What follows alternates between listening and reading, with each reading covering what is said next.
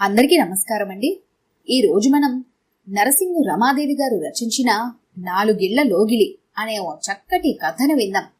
ఇక కథలోకి వెళ్దాం. అది రాజమండ్రి ధనవాయిపేటలోని ఒక పాతకాలపు లోగిలి. మధ్యతరగతి కుటుంబీకులు 4 వాటాల్లో కాపురముంటున్నారు. వీళ్లకి భేషజం జాస్తి. ఉన్నదాంట్లో సర్దుకునేవారు కొందరైతే ఎవరింట్లో ఏది చూచినా అవన్నీ ఎలా అయినా కొనుక్కోవాలని వంతులు వేసుకునేవాళ్లు మరికొందరు. ఏమైతేనే భిన్న భిన్న మనస్తత్వాలు. పులిని చూసి నక్క వాత పెట్టుకున్నట్లుగా ఎండమావులు వెనక పరిగెత్తే వాళ్లను ఆ లోగిల్లో చూడొచ్చు.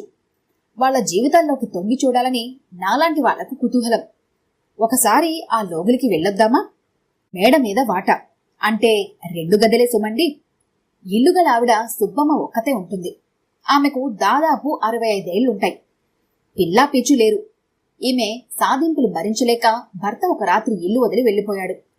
10 ఏళ్లైనా తిరిగి రాలేదు. సన్యాసంలో కలిసిపోయాడని వినికిడి. అద్దెకున్న వాళ్ళు కూడా తన చెప్పు చేతుల్లోనే ఉండాలనుకునే మనస్తత్వం ఆవిడిది. తన ఇల్లు లాంటి మంచి ఇల్లు, కలిసొచ్చే ఇల్లు ఆ చుట్టుపక్కల దొరకదని చెప్తుంటుంది. అవకాశం దొరికినప్పుడల్లా అద్దెకున్న వాళ్ల మీద పెత్తనం చెలాయించాలని చూస్తుంది. అంతేకాకుండా ఒకరి మీద ఒకరికి లేనిపోనివి చాడీలు చెప్పి ఒకరి మీద ఒకరిని ఉసిగొలిపి తన పబ్బం గడుపుకోవాలని చూస్తుంది. ఒకే కుటుంబంలో ఉండే వాళ్ల మధ్య కూడా తగువులు పెట్టి తమాషాలు చూసే దుర్బుద్ధి కూడా ఉంది. అందరికీ ఉచిత సలహాలిస్తూ ఉంటుంది. ఇకపోతే ముందర వాటాలో శేషగిరి, పద్మావతి. మేమిద్దరం మాకిద్దరం అనే ముచ్చటైన కుటుంబం. శేషగిరి స్కూల్లో టీచర్గా పనిచేస్తున్నాడు. నిబద్ధత గల మంచి టీచర్గా పేరు తెచ్చుకున్నాడు. పద్మావతి అతనికి తగిన భార్య అనిపించుకొని తల్లో నాలుకలా ఉంటుంది. ఇక పిల్లలైతే శిశింద్రీలే. చూడచక్కని కాపురం. ఆ లోగిలిలో ఎవరికే అవసరం వచ్చినా ఈ జంట ఆదుకుంటారు. ఇక రెండో వాటాలో కొత్తగా పెళ్లైన దంపతులు శేఖరం, శశిరేఖల జంట. మేడ్ ఫర్ ఈచ్ అదర్లా ఉంటారు. వాళ్ల పనేమో, వాళ్ల షికార్లేమో, సరదాలేవో గాని ఇతరుల విషయాల్లో కల్పించుకోరు. మూడవ పెద్ద వాటాలో ఆది దంపతుల్లాగా రామబ్రహ్మం గారు, సీతా లక్ష్మమ్మ, తమ 2 కొడుకులు, కోడళ్లు, మనవళ్లతో కలిసి ఉన్న ఉమ్మడి కుటుంబం. అందరూ ఉద్యోగాలకెళ్లే వాళ్లే. ఓపికగా కుటుంబాన్ని ఒకే మాట మీద, ఒకే తాటి మీద నడుపుకుంటూ కోడళ్లను కూతుళ్లలాగా చూసుకుంటూ వస్తుంది సీతమ్మగారు. కోడళ్లు కూడా అత్తలో అమ్మను చూసుకుంటూ ఆఫీస్కెళ్లే వరకు ఆమెకు సాయం చేస్తూ సరదాగా, సంతోషంగా ఇంటిని నవ్వుల పందిరిగా ఉంచడంలో పాలు పంచుకునేవాళ్లు. ఉమ్మడి కుటుంబం ఏ పొరపచ్చాలు లేకుండా హాయిగా ఉందే. ఒక్కసారైనా తగువులాడుకోరే, తమాషా చూద్దామంటే అని సుబ్బమ్మగారు మనసులోనే మదన పడేవారు రోజుకొకసారైనా. ఇక 4వ వాటాలో సుందరి, సుబ్బారావు అత్తమామలు 2 పిల్లలతో ఉంటారు. సుందరికెప్పుడు ఊళ్ళో వాళ్లతోటి, పక్క వాళ్లతోటి తనను తన కాపురాన్ని పోల్చుకోవడమే పని. రోజుకొక్కసారైనా భర్తను, అత్తమామలను దెప్పందే ఉండలేదు. పిల్లలు కాలేజీ చదువులకొచ్చినా ఆమెలో పెద్దరికం రాలేదు.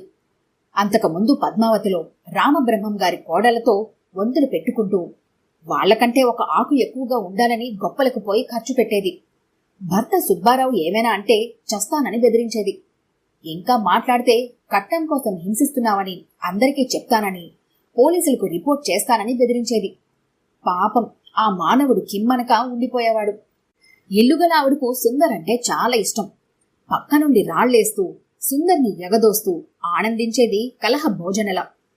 ఇప్పుడు సుందరి కళ్ళు శశిరేఖ ఇంటి మీద పడ్డాయి. ఇంట్లో ఉండే colour TV, fridge, washing machine తమకు లేవని మొగుణ్ణి సాధించేది. రాజుని చూసిన కళ్లతో మొగుణ్ణి చూస్తే మొట్టబుద్దైందని సామెత. తన బ్లాక్ అండ్ వైట్ టీవీ కంటి కానడం లేదిప్పుడు. ఆ బ్రతికింతే, నన్ను మీకిచ్చి కట్టబెట్టి మా నాన్న నా జీవితం నాశనం చేశాడు అని ఎప్పుడూ దెప్పుతూ ఉంటుంది. పిల్లల చదువులకి, సిటీలో కాపురాలకి, అమ్మా నాన్నల మందులకి సుబ్బారావు జీతం బొటాబొటిగా సరిపోతుంది. ఇంకా సుందరి గొంతెమ్మ కోరికలు తీర్చడానికి డబ్బెక్కడి నుంచి వస్తుంది? ఇలా కాదని సుందరి తను కూడా ఏదైనా చేసి డబ్బు సంపాదించాలని నిర్ణయించుకుంది. అది కూడా పెట్టుబడి లేకుండా, ఎక్కువ కష్టపడకుండా సంపాదించడం ఎలాగా అని ఆలోచించి చీటీపాట పెడదామని నిర్ణయించుకుంది. ఇంట్లోని 4 వాటాలతో పాటు పాలవాళ్లు, పనివాళ్లు, ఇంకా కొద్ది మందిని కలుపుకొని చీటీల పాట మొదలుపెట్టింది. 7 మంది మెంబర్లుగా కూడా చేరారు. మొదట్లో అంతా డబ్బు సరిగ్గానే కట్టారు. చేతిలో కమిషన్ డబ్బులు గలగల్లాడాయి. ఆ ఊపిలో ఇన్స్టాల్మెంట్లో ఈ కలర్ టీవీ, వాషింగ్ మిషన్ భర్తను వేధించి కొనిపించింది. 7-8 నెలలు గడిచేసరికి కొందరు డబ్బులు కట్టడం మానేశారు.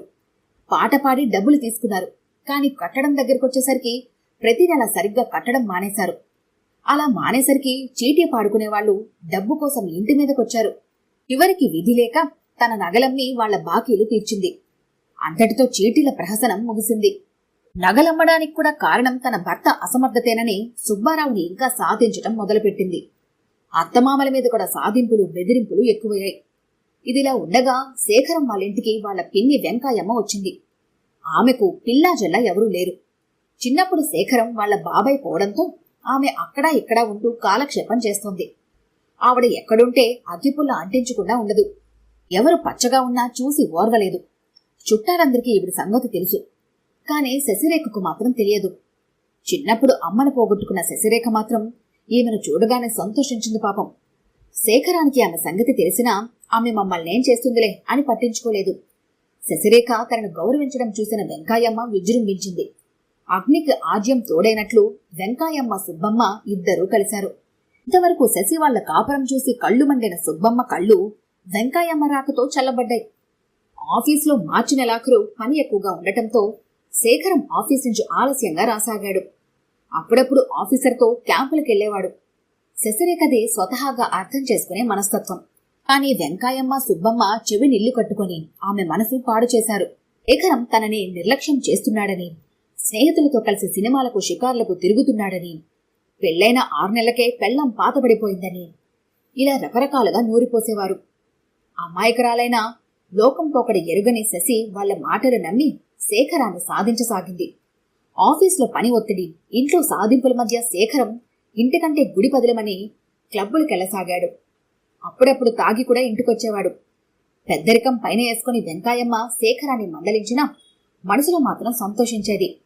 తనకు దక్కని సుఖం శశికెందుకు దక్కాలా అని ఓదార్చే నెపంతో ఇంకో 2 పుల్లలు వేసేది. అమాయకురాలైన శశి ఇల్లు నరకం చేసుకుని ఆమె తన శ్రేయోభిలాషి అని నమ్మి ఏడ్చేది. ఇదంతా శేషగిరి పద్మ గమనించారు. ఎలాగైనా వీరి కాపురం సరిదిద్దాలని కంకణం కట్టుకున్నారు. రామబ్రహ్మం సీతమ్మలతో కలిసి సంప్రదించి తిరిగి వాళ్ల జీవితంలో వసంతం తేవాలని నిశ్చయించుకున్నారు. ఒకరోజు సీతమ్మగారు శశిరేఖ వాళ్ళ ఇంటికి వచ్చి వెంకాయమ్మతో, వదినగారు, ఈ రోజు మా మనవడి పుట్టినరోజు. మీరు మైసూరుపాక్ బాగా చేస్తారని మా శశిరేఖ చెప్పింది.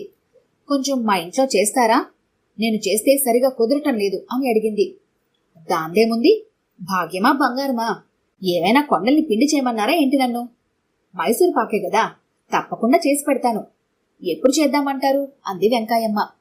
ఎప్పుడూ ఎందుకు, ఇప్పుడే చేద్దాం. వీలవుతుందా మీకు? వస్తారా అని అడిగింది సీతమ్మ. పదండి అంటూ లేచింది వెంకాయమ్మ. శశిరేఖ వాటాలోంచి వెంకాయమ్మ లేచి సీతమ్మ గారింట్లోకి వెళ్లటం గమనించిన పద్మావతి శశి వాళ్ళింటికి వచ్చింది. ఏం శశి, చాలా డల్గా ఉన్నావే? ఉత్సాహానికి మారుపేరుగా ఉండేదానివి ఇలా ముఖమంతా వాడిపోయింది. ఏమైంది నీకు అని అడిగింది పద్మ. ఏం లేదక్కా అనింది శశి ఏం చెప్పాలో తోచక. ఏదో పోగొట్టుకున్నట్టున్న శశిరేఖను చూసేసరికి పద్మకి జాలేసింది. ఇదే తమ ప్లాను అమలు చేయడానికి సరైన సమయమని శశితో, పద శశి, ఈరోజు సీత ఆంటీ వాళ్ళ మనవడి బర్త్డే కదా, రేష్ పుట్టినరోజుకి ఆంటీ ఏవో ప్రిపరేషన్స్ చేస్తోంది, మనం కూడా సాయం చేద్దాం పదా అంటూ శశిని బయలుదేరదీసింది ఆ వాటా వైపు. అప్పటికే అక్కడ సీతమ్మగారు లోకాభిరామాయణం మాట్లాడుతూ సుబ్బమ్మతో, మీ శశి రకరకాల కొత్త కొత్త వంటలు బాగా చేస్తుంది కదండి, బొద్దికైన పిల్ల, ఇల్లు చక్కగా పొందికగా సర్దుకుంటుంది. ఈ కాలం పిల్లలకుండే షోకులు ఏమీ తెలియవు, పెద్దవాళ్లను చక్కగా గౌరవిస్తుంది, చాలా మంచి పిల్ల కదా అని చెప్తుండగానే తన ఎదురుగా ఇంకొకరిని, అందులోని శశిని పొగట్టం సహించలేని వెంకాయమ్మ పురాణం విప్పింది. అయ్యో రామా, వదిలిగారు, ఆ వంటలేం బావుంటాయండి, ఒక రుచి లేదు పచి లేదు, శుచి శుభ్రత లేదు అమ్మాయికి, మహా దుబారా మనిషి, మీకేం తెలుసు, పైపై మెరుగులు చూసి మురిసిపోతున్నారు, పైన పటారమేనంతా. పాపం మా శేఖరం రాత్రింబవళ్ళు ఆఫీసులో కష్టపడి దాని చేతులు తెచ్చి వేలు పోస్తుంటే తగుదినమ్మా అని వచ్చిన కొత్త చీరల్లా కొని కులుకుతోంది కులుకులాడి అంటూ ఒక్క గుక్కలో తన అక్కసంతా ఒక్కసారిగా బయటపెట్టింది. ఇంకా ఏదో చెప్పబోతూ గుమ్మంలో ఉన్న శశిని చూసి ఆపేసి, రామ్మ, అక్కడే ఆగిపోయావే, నీ పొందిక నీ అనుకోవు గురించి సీతమ్మగారితో చెప్తున్నాను అంది. పాపం వెంకాయమ్మకు తెలియలేదు, వినవలసిందంతా శశి వినేసిందని. ఇంకా శశి అక్కడ ఆగలేదు, ఒక్క ఉదుటున ఇంటికొచ్చేసింది. వెనకే వెళ్లిన పద్మ, చూసావా శశి, మనుషుల నైజం. ఇన్ని రోజులు నిన్ను పొగిడి తన పబ్బం గడుపుకొని నీకు శేఖరానికి కానీకుండా ఇద్దరి మధ్య తంపులు పెడుతున్న ఆవిడ అసలు స్వరూపమిది. ఇదంతా మేము సీతమ్మగారు ప్లాన్ చేసి ఆవిడ అసలు స్వరూపం నీకు అర్థమయ్యేటట్లు చేశాం. ఇప్పటికైనా శేఖరాన్ని అర్థం చేసుకో. అతను ఒకరోజు ఆవిడ సంగతి, నీ అమాయకత్వం అంతా మా దగ్గర చెప్పి వాపోయాడు. ఇంకెట్లా అయినా ఆవిడకు ఉద్వాసన చెప్పి వదిలించుకో. నీ జీవితంలో తిరిగి వసంతం తెచ్చుకో అంది. శశి కళ్లకు కట్టిన గంతులు తొలగిపోయాయి. రాత్రి భర్త రాగానే జరిగిందంతా చెప్పి బాధ పెట్టినందుకు క్షమాపణలడిగింది. శేఖరం హాయిగా శ్వాస పీల్చాడు. మరునాడు ఉదయాన్నే ఇద్దరూ కలిసి వెంకాయమ్మను బస్సెక్కించి మరీ వచ్చారు. సరిగ్గా ఆ తర్వాత రోజే వాళ్ల పెళ్లి రోజు. పెళ్లి రోజు సందర్భంగా శేఖరం శశిరేఖకు ముత్యాల నెక్లెస్ తెచ్చాడు. చాలా బాగుందని అందరూ మెచ్చుకున్నారు. కాని సుందరి కళ్లల్లో మాత్రం కారం చల్లినట్లుంది ఆ నెక్లెస్ చూసేసరికి. తనకైతే ఆ నెక్లెస్ ఎంత బాగుంటుందో అనిపించింది. ఎలాగైనా భర్తనడిగి అలాంటి నెక్లెస్ చేయించుకోవాలి అనుకుంది. అనుకున్నదే తడువుగా సుబ్బారావు ఆఫీస్ నుంచి రాగానే మొదలెట్టింది సొగ. నా పెళ్ళై ఇన్నేళ్లైంది, ఒక్కసారైనా పెళ్లి రోజుకి ఒక్క పట్టు చీరన కొనిచ్చానా? 200 రూపాయల చీరలు తప్ప నా ముఖానికి ఓ మంచి చీరన కొని తెచ్చారా? ఆ శేఖరాన్ని చూసి నేర్చుకోండి. శశిరేఖకు ఏకంగా ముత్యాల నెక్లెస్ తెచ్చిచ్చాడు పెళ్లి రోజుకు. ఈ నెల డిఏ అరియర్స్ రాగానే నాకు మీరు అలాంటి నెక్లెస్ కొనివ్వాలి అంది. ఎలా కుదురుతుంది సుందరి? పిల్లల ఫీజులు కట్టాలి, మందులకు చేసిన అప్పులు తీర్చాలి. ఇలాంటి గొంతెమ్మ కోరికలు కోరితే ఎలా? మన స్థితిగతులు చూసుకోవాలి కదా. పులిని చూసి నక్క వాత పెట్టుకున్నట్లు అందరితో వంతు పెట్టుకుంటే ఎట్లా అని ఎంతో నచ్చ చెప్పబోయాడు సుబ్బారావు. కాని సుందరి వినలేదు. కొనుకుంటే నేను చస్తానని బెదిరింపులు మొదలుపెట్టింది. చస్తే చావు, రోజు చస్తానని బెదిరించేవాళ్లు చావర్లే అంటూ విసురుగా వెళ్లిపోయాడు. ఉన్నట్టుండి దబ్బున శబ్దమైంది. ఎక్కడా ఈ శబ్దమని ఆ 4 ఆటోలోని వాళ్లు వచ్చారు బయటికి. నూతిలో నుంచి కేకలు, అరుపులు, ఏడుపులు వినబడుతున్నాయి. నన్ను రక్షించండి, నన్ను పైకి తీయండి అంటూ అందరూ నూతి వైపు పెరిగెత్తారు. లోపల సుందరమ్మ ఉంది. నూతిలో నీళ్లు లేవు. బురద బురదగా ఉన్నందున కాలు విరగలేదు గాని ఆ అదురుకు కాళ్లు నొప్పి పుట్టాయి. కాళ్ల నొప్పితో కూలబడిపోయింది సుందరి. సుందరి బతికే ఉండటంతో అందరూ సంతోషించారు. ఇంతలో ఇల్లుగల ఆవిడ వచ్చి, అమ్మాయి, దూకితే దూకావు గాని లోపల చూడమ్మా, కోతి స్టీలు చెంబు బావిలో వేసిందొకసారి. బావిలో దిగేవాణ్ణి అడిగితే 10 రూపాయలు ఇమ్మన్నాడు. 15 రూపాయల చెంబుకు 10 రూపాయలు దండగని పొమ్మన్నాను వాడిని అంది.